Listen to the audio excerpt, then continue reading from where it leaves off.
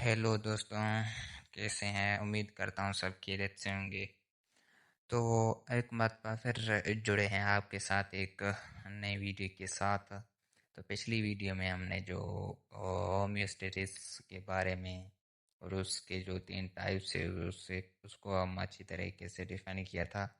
अब हम जो है ना, हमारा टॉपिक है पिछले वीडियो में जो है ना, सिर्फ नोट्स थे। मैं उस नोट्स पे मैंने लेक्चर दिया था। तो यकीनन इंसान जो स्टार्ट करता है वो बिगनर लेवल की होती है, मतलब वो लो क्वालिटी की होती है। उसके बाद दिन ब दिन, डे बाय डे वो इम्प्रूवमेंट करता है। तो यकीनन दूसरी वीडियो में मैं आपके साथ जुड़ा हूँ स्लाइड्स के साथ। तो इसी के साथ हम जुड़ेंगे बोर्ड के साथ। तो यकीनन डे बाय डे इम्प्रूव होगा।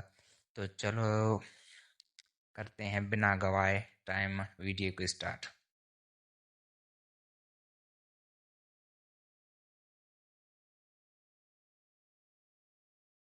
सॉरी, कुछ स्लाइड्स में स्टार्टिंग में कुछ मिस्टेक्स हो गई थी। तो सबसे पहले मैं वेलकम करता हूँ। ये मेरा लोगो है और ये मेरा बैनर है मेरे अपने यूट्यूब का। तो बिना गवाए टाइम हम वीडियो को स्टार्ट करते हैं। तो आज का जो हमारा टॉपिक है वो है ओस्मो रेगुलेशन है। तो सबसे पहले ओस्मो रेगुलेशन क्या है, ओस्मो रेगुलेशन कैसे वर्ड निकला? तो सबसे पहले ओस्मो रेगुलेशन दो लफ्ज़ों की कॉम्बिनेशन है। एक ओस्मो प्लस है रेगुलेशन।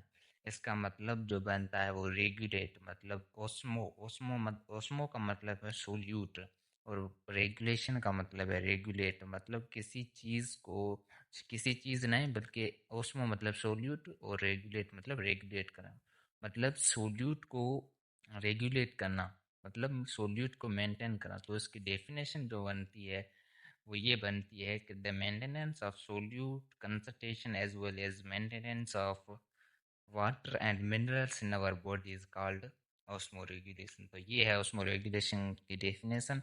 ऑस्मोरेगुलेशन को जो है ना वो ज़्यादा नहीं सोचे, जस्ट आप सिंपल टर्म में समझे कि ऑस्मोरेगुलेशन जो है ना वो हमारी बॉडी के अंदर, हमने जैसे होम्योस्टेसिस में पढ़ा था कि हमारा जो है ना बाहर बाउल मुताबिक अंदरूनी बाउल को मेंटेन करता है, उसे हम होम्योस्टेसिस कहते हैं। तो उसका जो जो टाइप है, उसका जो टाइप ऑस्मो रेगुलेशन है, उसका मतलब ये है कि जो हमारी बॉडी में जो भी फॉर एग्जांपल मिनरल्स है, या minerals for example potassium calcium ये है, और उसके साथ वाटर है, सोल्यूट लेवल है, इसको जो है ना मेंटेन करता है, उस प्रोसेस को हम कहते हैं ऑस्मो रेगुलेशन।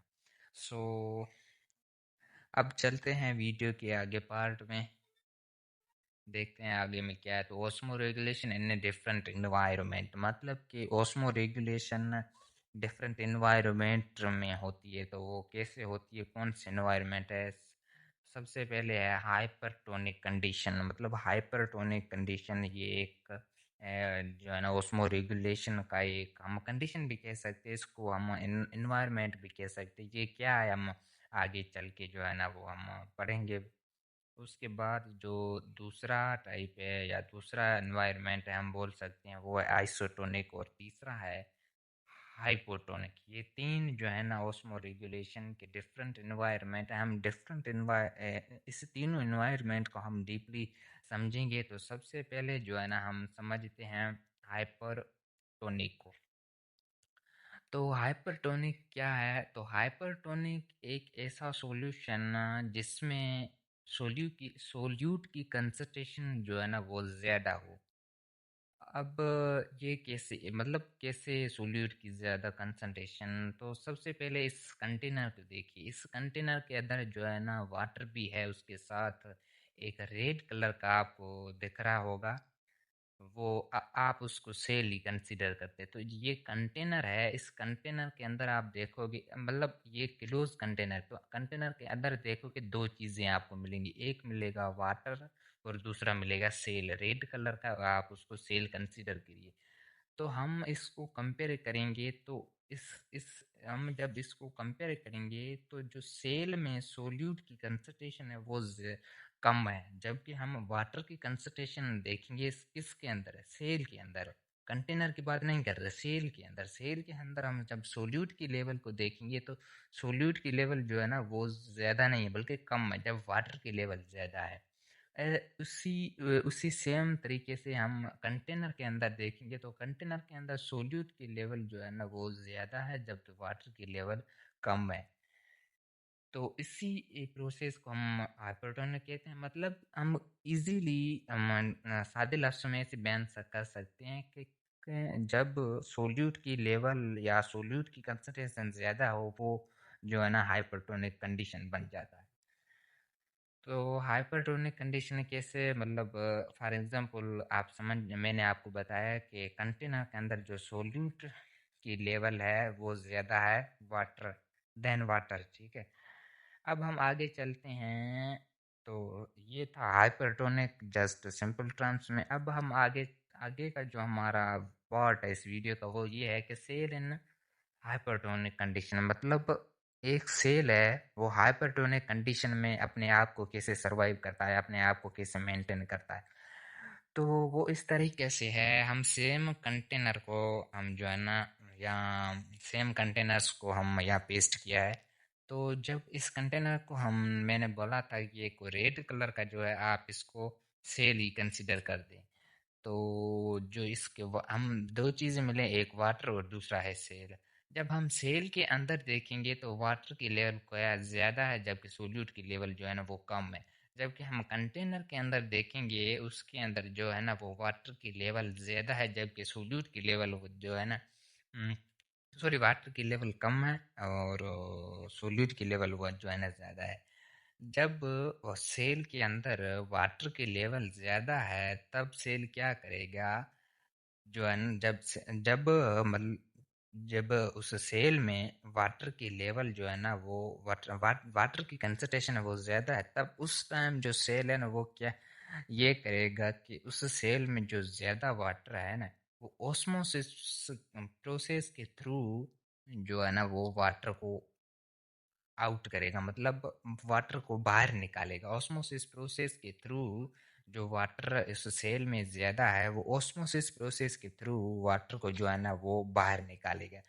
जब वो वाटर को बाहर निकालेगा तो उस शेल की शेप है ना, जो जो उस सेल में ज़्यादा वाटर था उस वाटर जो है ना वो उसको ऑस्मोसिस प्रोसेस के थ्रू बाहर निकाला।